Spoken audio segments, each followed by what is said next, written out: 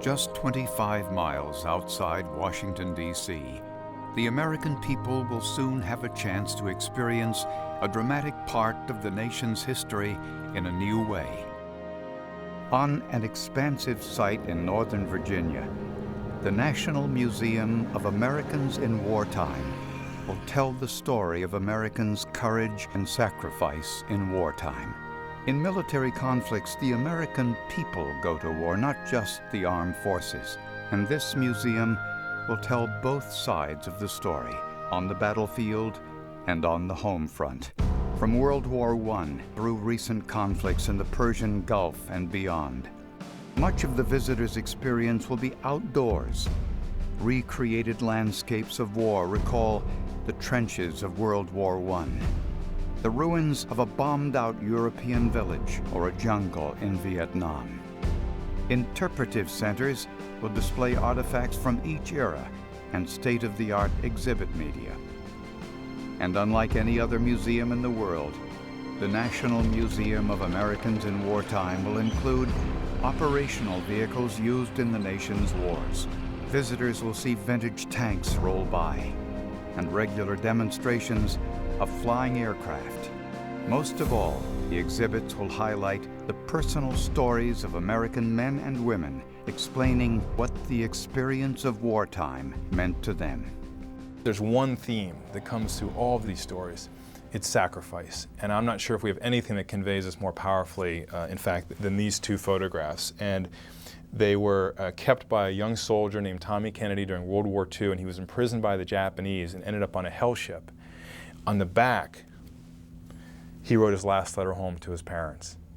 And he begins it by saying, "Dear Mommy and Dad, it's pretty hard to check out this way without a fighting chance, but we can't all live forever. I'm not afraid to die. I just hate the thought of not seeing you again." And indeed, these made it back to his mom and dad. But what it shows, again, is that we can hear a statistic that thousands of troops died on these hell ships. But we can't ever forget the cost of one individual life and what these men and women gave up and what they sacrificed. I think the mission of this museum is to outline the price that's been paid for peace. We're not trying to glorify war, but what we really want people to understand is the price that has been paid for our peace and liberty. We have this large piece of land, so we can have these artifacts that will be part of the background of telling the story that are actually operational.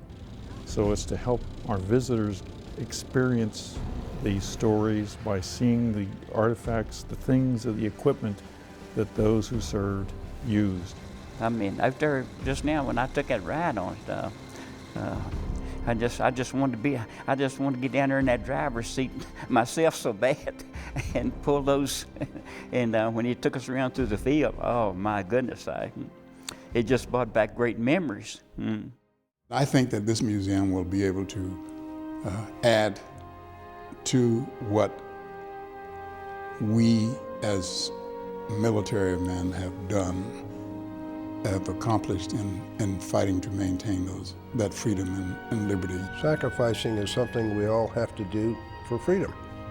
Freedom to me is something that I believe in. I would go right back through the same thing again that I did in World War II to make sure we had that freedom.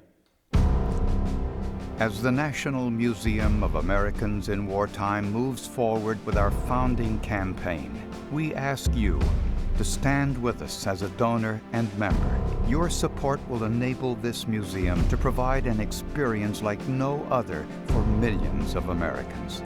By sharing our mission, you will be joining other citizens in serving the cause of freedom. You will also be helping future generations to appreciate the responsibilities of living in a free society and the contributions and sacrifices of their fellow Americans in wartime.